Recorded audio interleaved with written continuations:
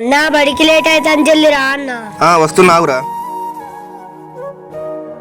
Good morning sir.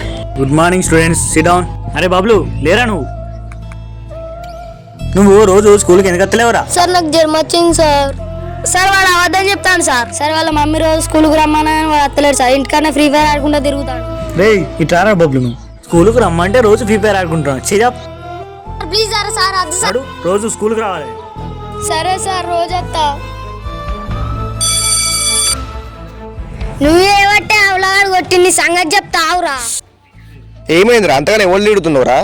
ఎవరు కొట్టిరు? వీడు స్కూల్కి రాకపోతే సార్ కొట్టినన్నా, అందుకే సార్ని తిట్టుకుంటాడు. సార్ అని ఎప్పుడు అట్లా తిట్టుకోదురా. వాళ్ళు చెప్పేది కూడా మనం మంచి కోసమే.